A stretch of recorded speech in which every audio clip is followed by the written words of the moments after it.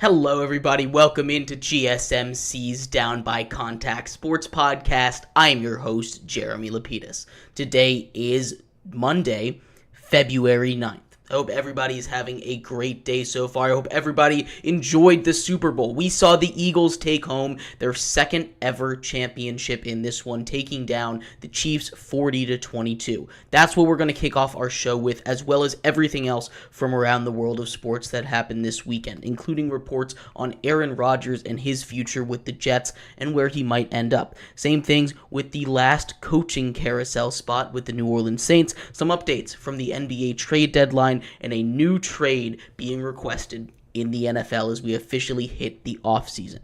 But before we get into any of that, remember, if you would like to be an even bigger part of the show than you already are, all you need to do is go to gsmcpodcast.net.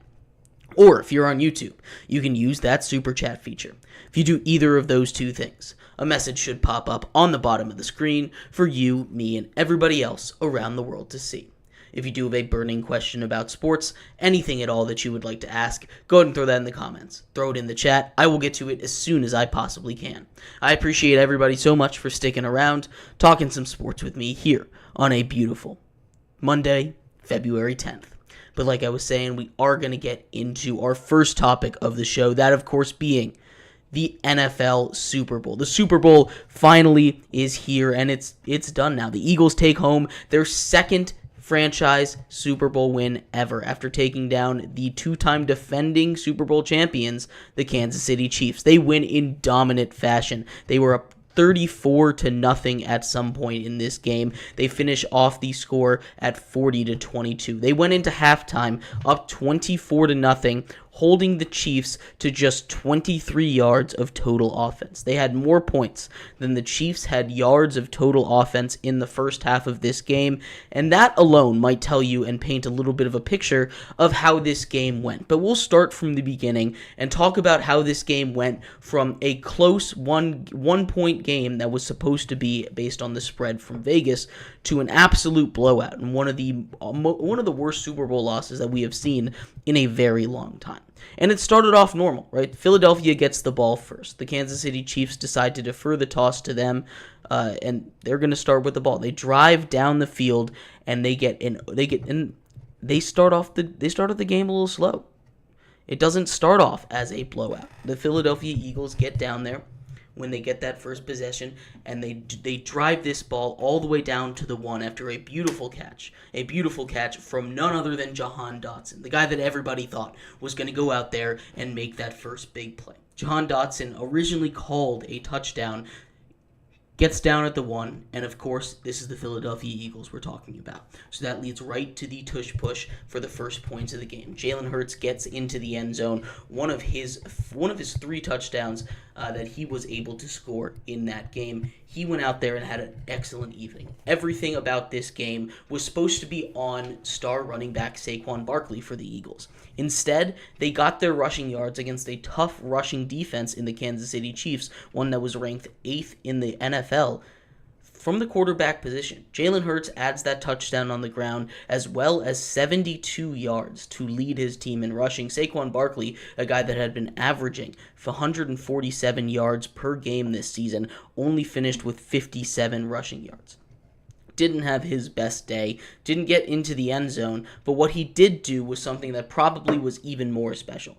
If you include postseason and regular season games, Saquon Barkley now holds the single season rushing record for all NFL games, passing up Terrell Davis's seasons in the late 90s with the Broncos to finish with the best running back season in the history of the NFL. And Saquon Barkley has been a godsend for this team, right? Ever since Saquon Barkley came in, it has been nothing but amazing. The Eagles only lost one game after their bye week in week 4, and that's because the combination of relying on Saquon Barkley a little bit more and not turning the ball over. And that was one of the keys in this game. Obviously, you look at this score and you say the Eagles dominated that defense, but a lot of it was because the Eagles' defense dominated the Chiefs. We were expecting the Chiefs as a team to be one of those teams that doesn't make mistakes, or when they make mistakes, they minimize them. One of the things that's been so good about the Chiefs this season, this postseason, is the fact that they've been able to win games by just controlling the possession, controlling the clock.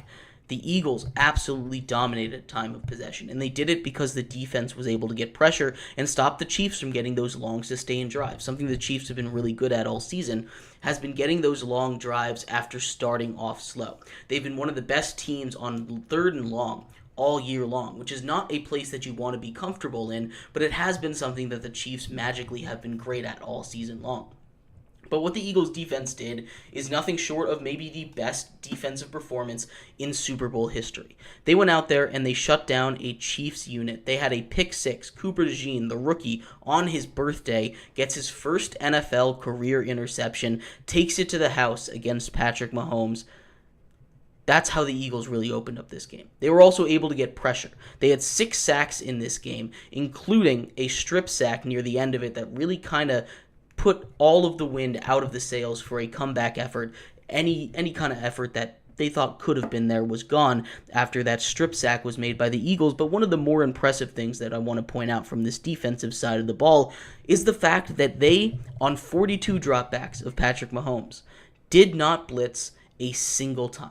There was not a single Philadelphia Eagle blitz all night long, and they were still able to completely control this game. One of the biggest matchups heading into this game, and one of the biggest mismatches heading into this game, was going to be that Eagles front four going up against specifically the edges of Kansas City's offensive line. The tackle position has been an issue for the Kansas City Chiefs for a very long time. They had not been able to plug it up. They have 3 All-Stars, 3 Pro Bowlers, 3 All-Pro guys in the middle of their offensive line, and they were still getting eaten up by guys like Jalen Carter, who had an absolute monster day.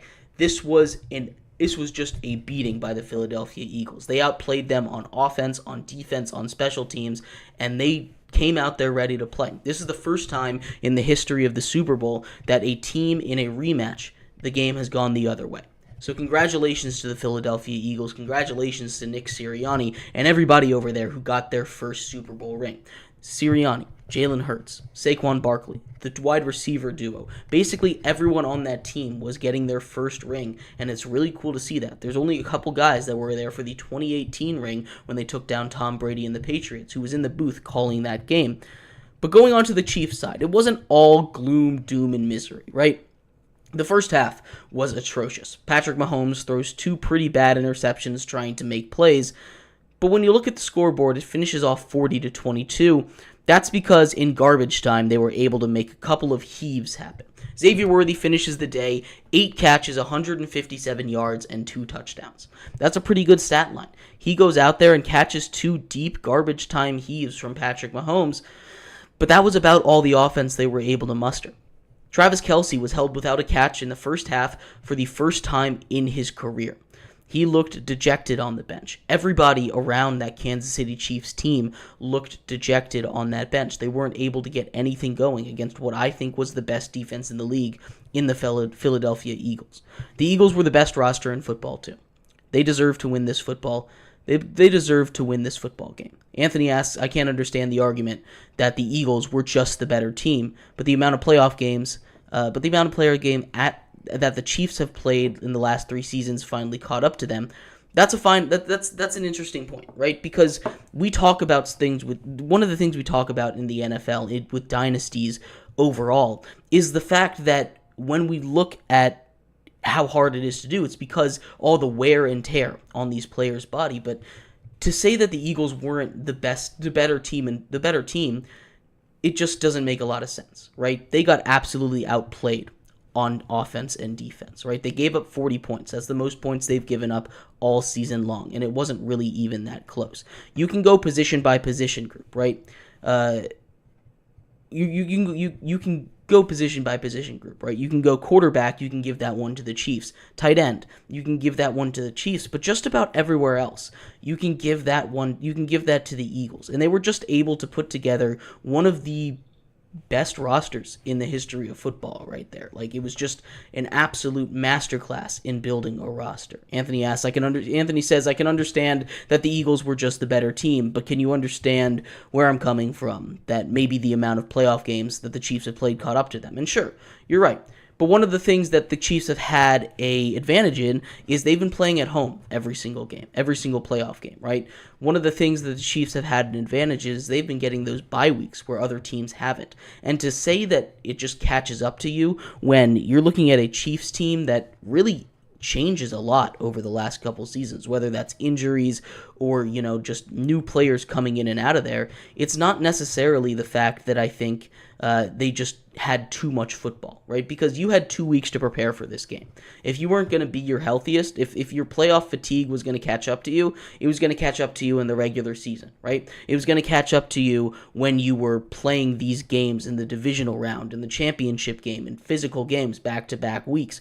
When you have a week off to prepare, to get ready, to just relax. And the fact that this Chiefs team is as different as it has been in all these years, you have significant guys that weren't there, especially on the offensive side last year. It's one of those things that when we look at everything combined, when we look at all the factors it could be, sure, maybe it was a part of it, but it's not going to be the reason that the Chiefs didn't play their best football. The Chiefs didn't play their best football because the Eagles figured out a game plan to defeat this Kansas City Chiefs team. They went out there and they got pressure on the quarterback. They did not let Patrick Mahomes get comfortable. They didn't let him set up those run games. Their offense was incredibly effective despite a strong Chiefs defense. One of the things that the Chiefs defense was the weakest at was through the air, right? Jalen Hurts was able to air that ball out, get some deep plays going, really soften up the middle of the defense, and then he was able to pick them apart with his legs. He got 72 yards on the ground. And because of that, the Eagles just continued to dominate. And when the defense has a pick six, when the defense has 6 sacks in a game, we're talking more about a full team effort rather than the Chiefs being too tired, right? I don't think that's a real reason. And sure, like I said, and like you're saying, Anthony, maybe that is something. Maybe that is a reason why potentially they weren't playing their best. But it's not the reason why they get boat raced like this. They were going to lose this game anyway, even if it was their first game of the season, if they continued to play like that. But again, I'd love to hear some of your thoughts. We're going to take a quick break. When we come back, we transition a little bit to another topic around the NFL. Aaron Rodgers is out of the New York Jets. A report came in over the weekend that the Jets don't want him back. Is he going to stay and play some more football? And if he does, where is he going to go? I'd love to hear your thoughts. We're going to take a quick break. We'll be right back here on GSMC's Down by Contact Sports Podcast. I feel like I'm losing my mind. Is everybody in the world blind? Please, Lord, give me a sign, a sign. I feel like I'm losing my mind. Is everybody in the world blind? Please, Lord, give me a sign, a sign. I wanna be the greatest. Everybody on the fake shit. I look around and feel like everybody is the fakest. I make this every day and I'm impatient, hoping one day I blow up from the basement. Statement, the top is so vacant. I don't hear shit that I think is amazing. Waiting for my day when I'm playing sold out shows for 1,000 faces. Hey, give me that crown, get in my way and to be put down. It ain't your place, all this my town. If I want that shit, then I'll get it right now. I'm losing it, the noose it fits. I'm losing shit, a stupid myth. You choose to live or choose to dip. You choose to fight or lose your grip and lose a gift. I feel like I'm losing my mind. Is everybody in the world blind? Please, Lord, give me a sign, a sign. I feel like I'm losing my mind. Is everybody in the world blind?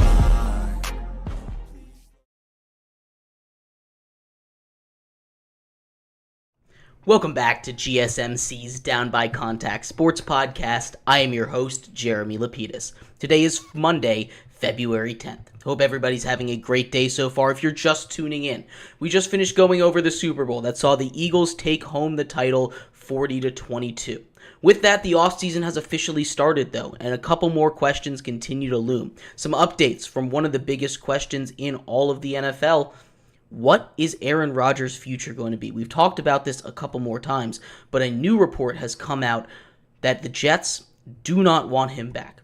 He is going to get cut. He's going to carry about $40 million in dead cap, We'll talk about what his future looks like coming up in just a second. But before we do that, remember, if you would like to be an even bigger part of the show than you already are, all you need to do is go to gsmcpodcast.net. Or if you're on YouTube, you can use that super chat feature. If you do either of those two things, a message should pop up on the bottom of the screen for you, me, and everybody else around the world to see. If you do have a burning question about sports, anything at all that you would like to ask, go ahead and throw that in the comments. Throw it in the chat. I will get to it as soon as I possibly can. We'll get to your comment there, Anthony, in a second when we get into a little more talk about potentialities for Aaron Rodgers. But thank you, everybody, so much for tuning in and talking some sports with me. But like I was saying, we are going to talk about Aaron Rodgers. Anthony, you bring up the fact that he could retire, right? Because that's a real possibility. Aaron Rodgers coming off of his age 41 season. Aaron Rodgers coming off of a season where it looked like he didn't quite have all of it. Aaron Rodgers wasn't his best self. But at the end of the day, it wasn't his worst performance either, right? He goes out there, tosses 28 touchdowns to 11 interceptions. He also throws for 2,900 yards, right? That's a pretty okay season. If you look at just the passing stats that Josh Allen has, a guy that won MVP, they're near identical. Josh Allen, 28 touchdowns, 6 interceptions, 2,800 yards. Interceptions and yards just a little bit off, but overall these two quarterbacks, again, just through the air, I know that Josh Allen adds a lot more on his legs, had very similar seasons.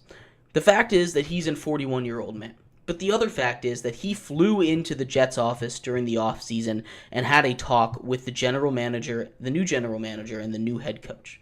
They went over there and basically they said, hey, you're not coming back. You're not coming back as a future plan for us. But the fact that he went over there tells me a little bit that he is someone that I think could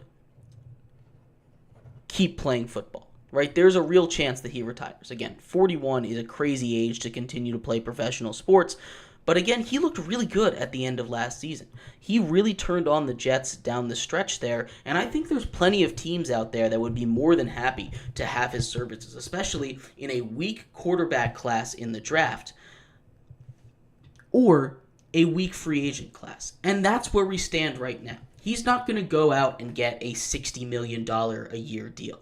He's not going to go out and get one of those massive 5-year contracts that these guys are signing right now. But you go get him as a bridge quarterback. One of those players, one of those guys in the top 3. Like Caleb says, Aaron Rodgers could be a Steeler or a Titan, or the Browns if they move on from Watson. The Browns are there in the top 3, right? You look at those teams in the top 3, there's 2 consensus quarterbacks that most likely will be going in that top 3. The Titans, the Browns, and the Giants. And all 3 of them could use a quarterback. There's no doubt about it. The Giants, they had 4 quarterbacks start a game for them or play a snap for them last season. That's not what they want, and none of them really are long-term options. I don't know if they want Aaron Rodgers, but that's a spot for them to go. The Browns, Deshaun Watson isn't playing again next season. He just recently retore his Achilles. He's done for the season. He's not playing, and they don't really have another option. They were starting Dorian Finney-Smith down the stretch. They were starting Dorian Thompson-Robinson. Wrong sport there for a second. They were starting Dorian Thompson-Robinson over there. That wasn't working out. DTR is not the answer. They need to go and get a true quarterback, and they haven't really found seemingly the guy that they want in the draft. The Raiders are an option. All these quarterback-needy teams, especially in a draft and a free agency cycle that doesn't have that big fish that a lot of teams are wanting, the Titans with that number 1 overall pick are super interested in the guy. Aaron Rodgers, I don't think, is going to hang him up. There is a chance that he does, because, again, he's 41 years old. But when you look at the kind of guy that he is, like Caleb and Anthony are bringing up over here in the chat, he doesn't seem like the type of guy that's just going to hang it up and walk away from this. Does he continue his cycle and go to the Vikings?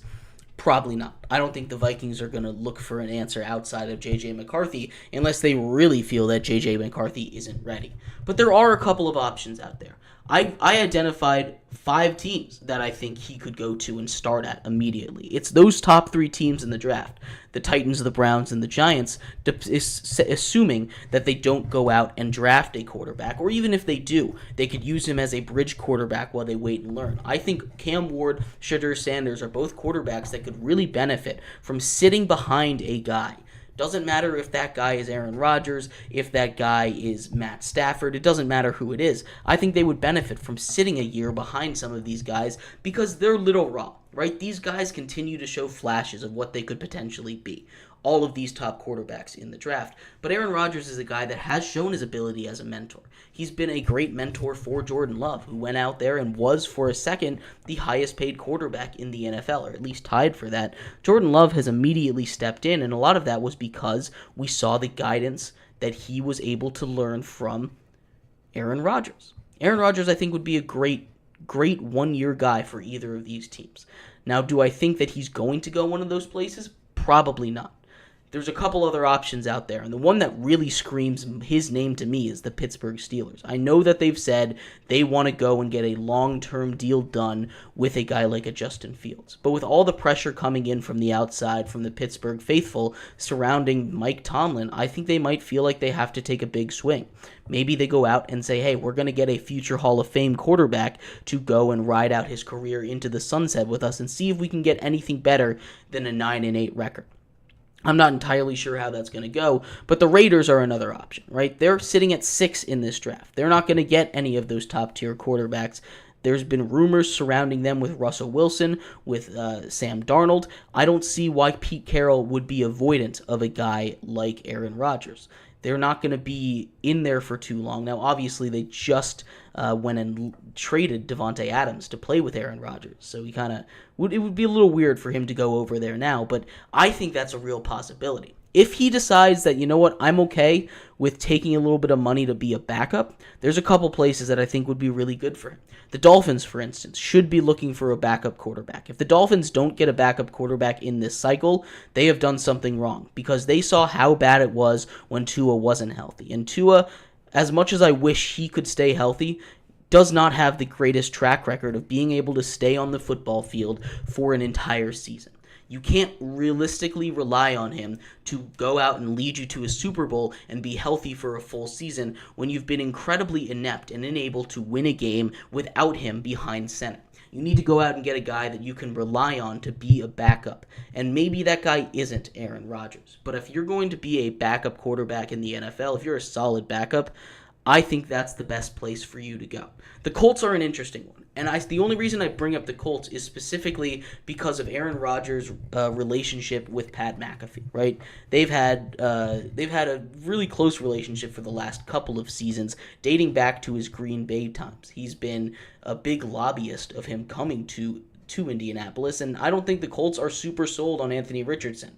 You can't blame them for that. Right, you cannot blame the Colts for not being super sold on Anthony Richardson. He hasn't shown up, and he hasn't really been the kind of guy that they expected. Now, to be fair, he's barely played over a full season in the NFL. He hasn't necessarily gone out there and done an amazing job when he was. He's been a very 50-50 kind of bipolar kind of quarterback, but he is a guy that shows flashes. Do they want to find someone a little more reliable? Go with an Aaron Rodgers as a vet, let him sit and learn. That wouldn't be too bad of an option either. And the last one is the Rams. There's been talk about Cooper Kupp and Matthew Stafford, wherever Cooper Kupp goes, Matthew Stafford following him. Stafford said he's coming back for the 2025 season, but he doesn't have a contract worked out. He'd like to go over there. There's a couple of places that I've seen courting Matthew Stafford. I'm sure Matthew Stafford would love to go and play in a lot of different places, right? If they go and pay him the right amount of money, go play with Cooper Kupp again. But Aaron Rodgers filling over there, basically taking up that mantle for the old man quarterback spot in LA, I think would be pretty interesting too.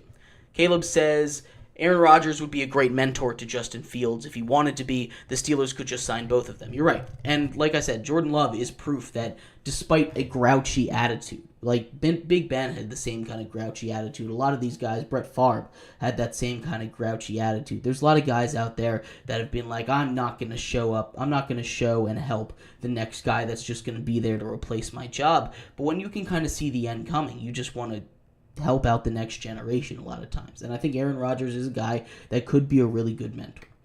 I think the Steelers are the best spot for him. If I had to pick the best spot specifically for him, it would be the Steelers. Where do I think he's going to end up? I think he's probably going to end up with the Titans or the Giants, if I'm being completely honest. The Giants, he wouldn't have to move, be nice and easy. I'm not sure, though. There's also a real chance he retires. Because he's the guy he's 41. You have to remember that. He's Aaron Rodgers, he's 41, but he can continue to play some football. But let me know what your thoughts are. We're going to take a quick break. When we come back, we address the final coaching carousel spot. Kellen Moore is the strong favorite to take that Saints head coaching job. We're going to talk about whether or not he's actually going to take it. It's not a particularly great spot. We'll talk about that coming up, though. That's next, here on GSMC's Down by Contact Sports Podcast.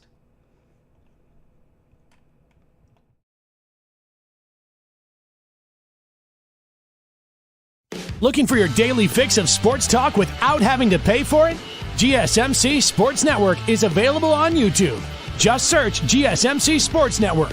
Get your fix of daily sports talk shows on YouTube, absolutely free. NFL, college football, NBA, MLB, MMA, UFC, fantasy football, and so much more. GSMC Sports Network has shows running all day long, with new sports shows starting every 2 hours. Just like on your favorite cable sports channel, except GSMC Sports Network is absolutely free. Just search GSMC Sports Network on YouTube to catch one of your new favorite shows, like the GSMC College Football Podcast, Chip Shot Football Podcast, Hoops and Heels Women's Sports Podcast, GSMC Basketball Podcast, and so many more. Check it out for yourself. GSMC Sports Network, now available on YouTube absolutely free. Search GSMC Sports Network on YouTube right now.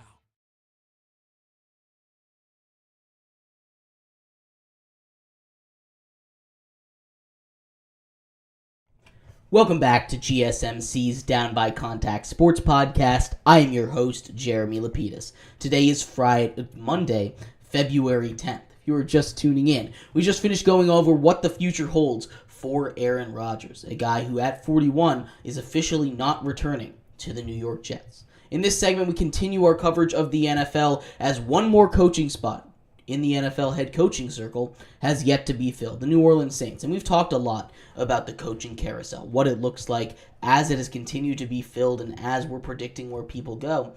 But this has been a job that no one has seemingly wanted. We've had candidate after candidate drop out of the race, not interested in taking this job, and now a frontrunner has showed up. We'll talk about who that is and if he will take the job and what the options are if he ends up passing. But before we do, remember, if you would like to be an even bigger part of the show than you already are, all you need to do is go to gsmcpodcast.net. Or if you're on YouTube, you can use that super chat feature. If you do either of those two things, a message should pop up on the bottom of the screen for you, me, and everybody else around the world to see. If you do have a burning question about sports, anything at all that you would like to ask, go ahead and throw that in the comments. Throw it in the chat. I will get to it as soon as I possibly can. I appreciate everybody so much for sticking around, talking some sports with me here on a beautiful Monday, February 10th. But like I was saying, we are going to get into our third topic here, that being Kellen Moore and his relationship with a potential head coaching job with the New Orleans Saints. Now, Kellen Moore is the current offensive coordinator and now Super Bowl champion coordinator for the Philadelphia Eagles. He goes out there and coaches an excellent game, dicing up that Kansas City Chiefs defense, putting 40 points up against one of the best units in football. But now he's rumored to go and take the job, stay in New Orleans, and take that head coaching opportunity with the New Orleans Saints. And overall, one of the wisdoms of the NFL, one of the sayings is you never want to pass up your opportunity to be a head coach because you never know what will happen next, right? There have been plenty of stories of guys getting their opportunity and not liking the spot and never getting another shot, right? It's happened before. We look at a guy like Eric Bieniemy, and not that he has turned down offers, but he's just suddenly not a guy that's being interested in being interviewed. Bobby Slowick was a high-profile target down the stretch last year. He now gets fired as the offensive coordinator in Houston this year. It's a steep drop-off, so sometimes you just want to take your opportunities when they come, but the New Orleans Saints are not an opportunity that I think you want to jump at. And we've seen that with a lot of top coaching candidates just pulling their names out. Now we're down to, outside of Kellen Moore, the current interim head coach, Mike Rizzi, is still in the race. You have Mike Kafka, who's the offensive coordinator for the New York Giants, one of the worst offenses in all of the NFL last season. Not necessarily his fault, but still not going to inspire a lot of confidence in your guys if you go out and get him. You have the defensive coordinator of the Dolphins, who, a good unit, struggled with injuries. Again, not on him, but another guy that's not going to inspire a lot of confidence. If Kellen Moore doesn't take this job, which I still think there's a real possibility he doesn't, the Saints are going to continue to repeat this cycle. In fact, they'll probably just continue to go with Darren Rizzi, a guy that the players like, and when you're not attracting offers, that's kind of all you can do. But there's a good reason why players and coaches specifically, don't want to stake their career on going and coaching for the New Orleans Saints. It's because of the situation. It might be the worst new head coaching situation that there has been in a very, very long time. Right? You go out there and you look at what you have. You assess the roster. It's an aging roster that's almost locked into place with how they are with the cap. They are in the negatives when it comes to cap. They are going to have to cut some of their guys, rework some contracts, but the issue is the Saints have been doing this for years and years. They've been kicking the can down the road. They restructured money. Every single year they're in this situation just to get back to 500, but I think it's about time they have to pay the piper now, right? This is going to happen to every team that does these cap gymnastics, right? The Kansas City Chiefs are doing it during their run. 5 years, 10 years from now, maybe, they're going to have to pay everybody, and it's not going to be pretty. It's going to be a very not fun and very long rebuild for the Kansas City Chiefs once Patrick Mahomes leaves. This is not going to be an easy rebuild for the Saints because they don't have the money. They're also not picking incredibly low because they don't have that bad of a roster that they're going to go out there and get a top-tier draft pick. You're kind of locked in with Derek Carr, who's one of those meh quarterbacks in the NFL, sitting somewhere between 15 to 25 on any given week in any given season for an NFL quarterback, right? He's not going to be that elite player that you expect a quarterback in a winning team to be. And the only way that I'm going over there if I am a head coach, if I am Kellen Moore, is if I have a long, hard discussion with the front office, with the owners, and I say, I need you to understand what's happening. This team is not set up for success immediately. I need you to give me a long contract, 5-year contract, kind of like what they did when the Texans found their head coach. The difference was the Texans had money, and the Texans had the second overall pick in a draft where they were going to get a quarterback. They hit on the draft pick very crucially, which helped them turn that rebuild around immediately. That's not something that the Saints are most likely going to have the luxury of. Now, that's not to say that they can't hit on a quarterback like a C.J. Stroud did, right? That's something that is completely within the realm of possibility. But where they're picking, the way that it's looking, it's not going to be something that you can expect. So the only way that I take that job, if I'm Kellen Moore, is if I have a heart-to-heart with this ownership and I say, look, I want to win as badly as you do. I want to win as badly as anybody else. But also I need you to understand you need to be patient with me. I will work hand in hand with you, but if you're not going to give me the time and resources and you're not going to be patient, this is not going to be a successful rebuild because this is a rebuild. They need to be on the same page. If I can get promises that my job security will last, let's say just 3 years to show results, not to make the playoffs, but to show results, I'm taking this job in a heartbeat. But that's not something that a lot of owners are willing to do. Not a lot of owners are willing to be patient nowadays. Not a lot of owners are willing to sit there and be like, my team is bad, but that's okay. I understand where we're at. We'll get better soon if I just continue to believe in the process. That's just not something that happens in the NFL that much nowadays. And that's a lot to ask for as a first-time head coach. It's a lot to ask for. But with the situation that the Saints find themselves in, the situation where they seemingly have no leverage. You have top candidates dropping out left and right when this is just the last job left. And we are getting into the offseason. We're up to the point where the draft cycle is about to really kick into high gear, and they still don't have a coach. They don't have a coaching staff. It's not going to be easy. Your offensive coordinator walked out on you to go and take the same job in another NFC team with the Seattle Seahawks, right? He decided, hey, this is not the best spot for me. it's not going to be an easy road for the Saints. If I'm Kellen Moore, the only way I take this job is if I get those reassurances. Now, it is a little easier to walk away from the Eagles because you've won a Super Bowl now. If they had lost this game, I don't think he goes at all. I think the fact that this hasn't been confirmed yet is a little troubling for the Saints because all reports were saying that Kellen Moore was supposed to be that guy. They were basically all but in on making him the next head coach. But the fact that he's now won the Super Bowl, it's been about 24 hours and we still haven't heard the news. When Kyle Shanahan was leaving the Falcons to go to the 49ers, and that was all but a done deal, when they lost the Super Bowl, we heard the news right away. And this continues to be a trend for a lot of these top-tier guys that have, been waiting and waiting for their team to be eliminated before they can get the news out and officially sign that contract. But when something is highly anticipated like this, and you still don't have any more news other than it's expected, it's not a good look for the Saints, and it really shows how far down how far down the rabbit hole they really are, and how hard it's going to be for this team to break even and be successful again. It sucks for the Saints to be in that situation, but we've been saying it for a while, right? You're going to have to pay the piper at some point. When you continue to put yourself in this financial situation where you have no leeway, when you're trying to win a championship and keep your window open, when it very clearly isn't open anymore, sometimes you just have to let go, get into that rebuild, rather than get dragged kicking and screaming down to the bottom of the NFL.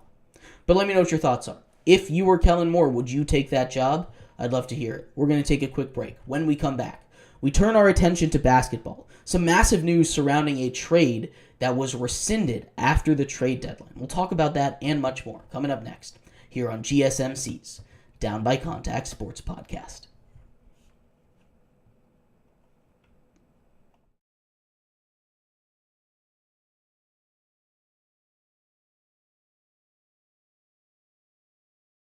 For the best and latest podcasts available anywhere, go to the podcast app on your cell phone and type in GSMC to access free content-rich podcasts on health and wellness, book reviews, sports, entertainment, relationships, social media, movies, technology, finance, and even weird news. Subscribe and download the GSMC Podcast Network's family of shows, available everywhere podcasts are found.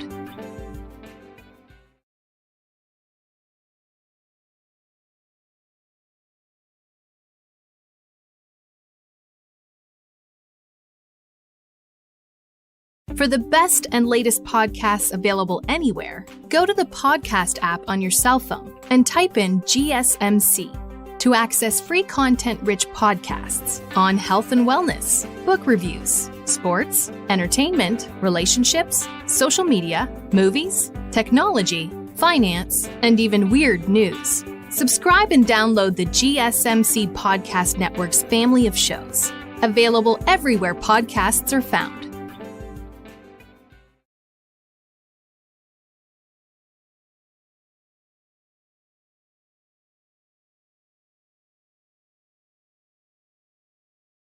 Welcome back to GSMC's Down by Contact Sports Podcast. I am your host, Jeremy Lapidus. Today is Monday, February 10th. If you were just tuning in, we just finished going over the final coaching carousel spot, the Saints, and potential favorite, Kellen Moore, whether or not he will take that job. But in this segment, we're going to get into a little bit of NBA news. We've talked a lot of NFL today, as it is the day after the Super Bowl. But we're going to get into the NBA here. Some massive news coming out of there off of a trade that failed. We'll talk about what that trade was and what it means for those teams involved as well as those players coming up in just a second. But before we do, remember, if you would like to be an even bigger part of the show than you already are, all you need to do is go to gsmcpodcast.net. Or if you're on YouTube, you can use that super chat feature. If you do either of those two things, a message should pop up on the bottom of the screen for you, me, and everybody else around the world to see. If you do have a burning question about sports, anything at all that you would like to ask, go ahead and throw that in the comments. Throw it in the chat. I will get to it as soon as I possibly can. I appreciate everybody so much for sticking around, talking some sports with me here on a beautiful Monday, February 10th. But like I was saying, we are going to get into the NBA talk of the day, right? Because there's been plenty of news going around the NBA. Anthony Davis out indefinitely. We'll get into that and some fallout from trade later on. But one of the bigger news from a fallout of the trade deadline, one of the wildest and craziest trade deadlines that's happened in recent memory, is a fact that the trade got rescinded. There has not been a rescinded trade in over 10 years in the NBA, at least because of a failed physical, and at least not because of not a trade as major as this one. You have a guy in Mark Williams who was supposed to be the future at center for the Lakers. The Lakers go out and they give a whole boatload of picks and players and just assets to the Charlotte Hornets for a guy who, yes, had some injury history, and yes, is incredibly talented, but would have been worth it if he was healthy in the long run. The Lakers in this trade gave up Dalton Knecht, a very promising young shooter who is a rookie, as well as an unprotected first-round pick, and a pick swap, as well as Cam Reddish in this deal. All they got back was Mark Williams. And Mark Williams is an incredibly talented basketball player, but he failed his physical here. And so now, after the trade deadline, both of these teams have to deal with the consequences of that. The reasons that the Lakers were even going out and trying to get a center was because they swung one of the craziest moves in NBA history, going out and getting Luka Doncic in exchange for Anthony Davis, which left them with just Jackson Hayes as their primary center. And Jackson Hayes is a guy that I think could be something, but he's not a guy that, with the Lakers in their position, Luka and LeBron, they want to go out there and really rely on Jackson Hayes to be their post guy, their rock in the center of the defense that Anthony Davis was. So they go out there and they get a center. They get a 7'2" guy who's got some pretty good offensive capabilities and isn't an elite defender, but could go out there and play some solid defense in Mark Williams, a guy that is young, fits the timeline with Luka Doncic as well as everybody but LeBron on that team. Remember, the Lakers might come off as this old team, especially when it was LeBron and AD, but outside of LeBron, there is not a single person over the age of 27 on that roster right now. That is how young this team is. That's why this team is so set up for the future right now, because they have a guy to build around in Luka, and the rest of that team is young. Right now, they don't have that center. They don't have that piece, that defensive core that they need to be successful this season. I don't know how much longer LeBron has in the tank. It wouldn't shock me if he had 10 years because he's LeBron James, but it also wouldn't shock me if he retired after this season because, again, like we were talking about with Aaron Rodgers, he's 40 years old, right? Especially in a sport like basketball, a sport that is as physical as basketball is, as demanding as basketball is, and with the minutes that he is playing, already playing with his son, Bronny, on the same team, in the same court, in the same game, both scoring in the same game. That's about everything that he could have ever wanted, right? That's what he was trying to push his career out for. But not having that center really hurts this Lakers team. They don't have now that centerpiece that they need. And there's not a lot left in the market. I've seen a lot of people saying go out and sign a 39-year-old Dwight Howard, a guy who most recently was playing overseas in China, who didn't leave the NBA playing his worst basketball. He won a championship with the Lakers last time he was over in the NBA, but he's not a guy that, again, you want to have as your centerpiece, as a starting five guy. There's not a lot out there in the free agency market. And the reason that this news is as big as it is not because the trade got rescinded, which in and of itself is kind of a big deal, but it's the fact that it is now after the trade deadline and these teams can't make the move. The Lakers can't make the move. Now, this doesn't hurt the Hornets, right? The Hornets will wait for Mark Williams to get healthy. They will continue to move on with their plan when he was their center. And it doesn't really matter. They probably won that trade a little bit, and the Lakers don't have to pay for damaged goods, which is fine. That's why we always have those caveats in there. The Hornets don't suffer too much from this. But it does suck for the Lakers, and that's just part of it, right? It's good that the Lakers have right of refusal, but it puts them in a really bad spot, which makes me wonder exactly what this injury was. Because I think the Lakers would have accepted this trade if it was a minor injury. They said it wasn't a back issue, it was something else, which is something that had been nagging him all season long. It was something else, something that they deemed long-term, something that would not fit the trade. If he was injured right now, if he was just like a day-to-day kind of guy, if he was a guy that might miss a week or two, I still think this trade would have gone through, and we still haven't seen full details on what the exactly the issue was with Mark Williams. Again, the Lakers were the one that rescinded this trade. A trade condition wasn't met, which means he didn't pass his physical, but we don't know anything more than that. Once we find more, I will continue to update you. But other news from around the trade deadline centering around this, we mentioned Anthony Davis out indefinitely. He made his Mavericks debut, and within one game, after the first half, he goes down with an abdominal issue. He is out indefinitely. It's going to be a major injury. Some are saying that he won't be able to come back until the playoffs are here. And at that point, the Mavericks might not even be there. And it sucks, because as much as Nico Harrison has been clowned for this trade, in a vacuum, and again, this trade does not exist in a vacuum, but in a vacuum, that trade wasn't the worst trade in the world, right? You get an all-star, superstar center, a guy that arguably was the best two-way player in the NBA. 25 points per game, almost 3 stocks per game, 2 blocks and 1 steal per game, as a centerpiece. And you get to play him with a guard like Kyrie Irving, as well as a shooter like Klay Thompson. That's a pretty good combo right there, right? You shore up the defense, and you add, and you sort of replace the offense. It's not going to be the same as the best offensive player in the sport. But when he goes down, immediately, any of the positive upside that was left, anything you possibly could have pointed to that says, hey, this is a guy, we won this trade, is now gone. Because I thought there was a chance that they could have made a run in the postseason this year. But with Anthony Davis injured, everything is going wrong for the Mavs. And it feels like just kind of bad karma right now for the way that they treated Luka going out the door. But I'd love to hear your thoughts on any of the NBA news from the weekend as the trade deadline continues to have its falling out. We're going to come back we're going to finish up the show when we come back, going over one more big piece of news in the NFL. Deebo Samuel has requested a trade. We'll talk about where he might end up, why he requested a trade, and what this means for him and the 49ers. We'll be right back here on GSMC's Down by Contact Sports Podcast.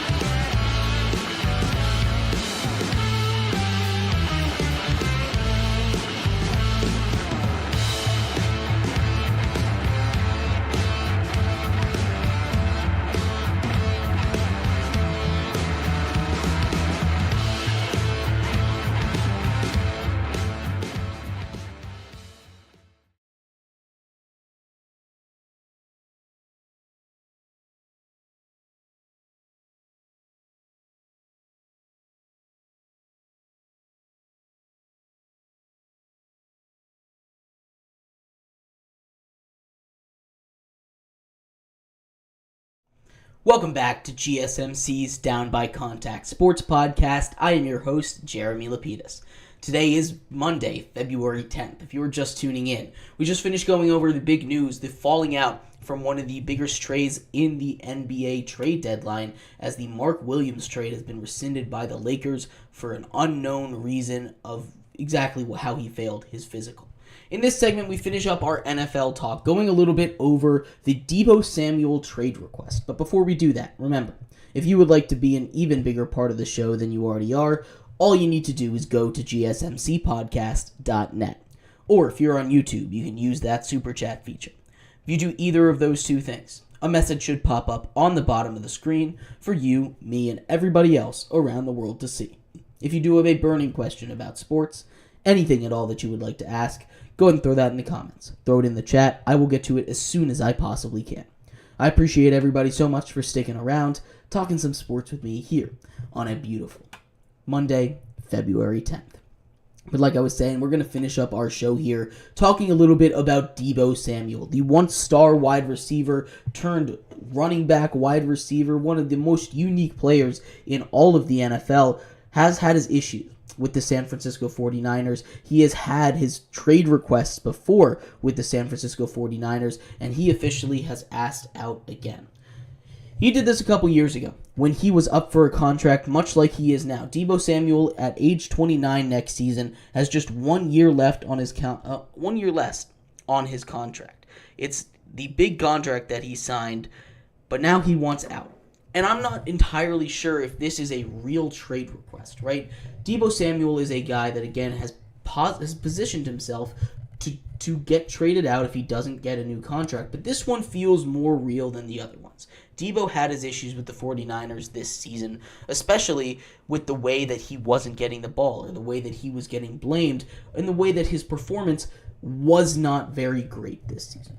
You can probably get a guy like Deebo at a pretty good contract, a pretty good discount this year, because the San Francisco 49ers not only did not see him with his best performance out on the field last year, but they are also gearing up to potentially pay Brock Purdy $50 million. Which, side note, is ridiculous. They shouldn't pay Brock Purdy $50 million, but that is a topic for later in the offseason. Deebo Samuel, with 1 year left on his contract, wants out yet again. And the question of whether it's real or not is not super important right now, if I'm being honest. It does seem a little more real than last time, but there are a couple teams that need a wide receiver pretty badly. The Washington Commanders are obviously the first team on this list. After making it to the NFC Championship game last season with just one receiver, Terry McLaurin back there, the main weapon on their offense. Besides that, their leading receiver was Olamide Zaccheaus, Noah Brown, De'Ami Brown, these guys that you don't really want to be your wide receiver too. Those secondary weapons to your guy, especially when you have a talent like Jaden Daniels, right? You don't want to waste that. The Commanders are always in on a receiver, but I think their first target is probably going to be a guy like Cooper Kupp. He would be a great slot guy for them. Although what Deebo can do, especially if you use him right, because like I said, Deebo is one of the more intriguing talents in the entire NFL. The fact that he can do anything with the ball in his hands, be a solid running back, not a Saquon Barkley level running back, mind you, but be a solid running back. A running back that is capable of getting into the end zone, of breaking tackles, running between the tackles at a wide receiver frame is crazy. He's a bowling ball out there. He just bounces off of contact, bounces off of hits, and if you use him right, especially in that Washington offense, when they really like to use that short passing game, that screen game, something that Olamide Zaccheaus was really good at doing, and something that Deebo, I think if you can get him out into space, get him on those screen passes, get him the ball in his hands quickly, could be really good at. We've seen him in the return game. We've seen him be a very effective ball carrier as well. So the Washington Commanders, I think, are a really good spot for him. Outside of that, it's really just any other wide receiver needy team. What it's going to take for this, it's not going to be as much as it would for Cooper Kupp. The salary isn't as much. It's not going to be $20 million. It was a pretty front-loaded contract for Deebo Samuel when they gave it to him, only about a $1 million cap hit right now. A team like the Patriots could use that. I don't know if they're going to go out and get him. I feel like their first target is going to be T. Higgins in the free agency market, but it's not going to take too much. I'd posit it'd probably be a second, maybe a second and a third at most for Deebo Samuel, but they committed a lot of money to Brandon Ayuk. They committed a lot of money to that entire roster, and one of their guys is unhappy. It was going to happen eventually. This team was going to have a falling out. It was going to have a falling apart, not because it didn't work out, but because they just don't have enough money to pay everybody. And that's one of the things about having a cap in sports. You just simply don't have the money to pay everybody sometimes. And that's what we've run into with the 49ers. The Steelers, another option out there. outside of George Pickens, who's going to be that underneath option? You go give that to Deebo Samuel. These were guys that were in on the Brandon Ayuk trade. You can build off of that a little bit. The Packers are a team that I think would be really interesting for Deebo Samuel. The Packers have consistently, and Josh Jacobs consistently, over this offseason since they've been eliminated, said that they're going to search for a true wide receiver one.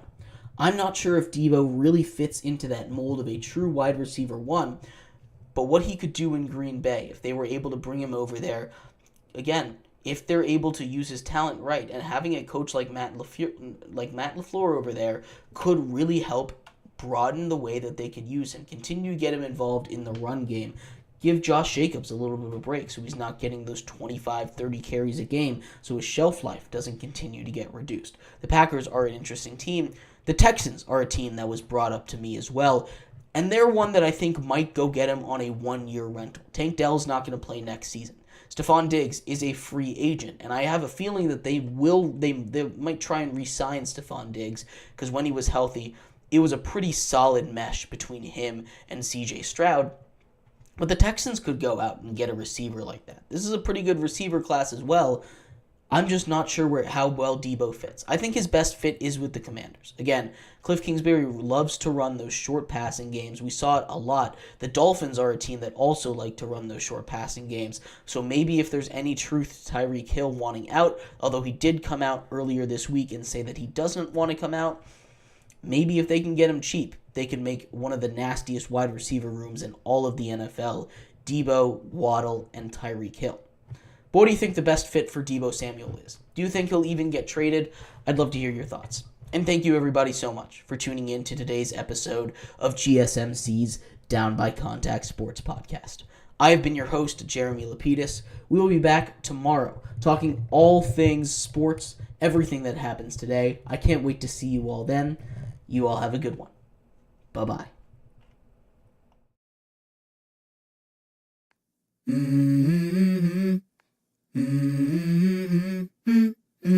Let's go. I wake up to a little bit of drool on my pillow, feel like it's gonna be a bad day. Yeah, I'm tired of shit, and the coffee ain't hit yet, damn, ain't that great.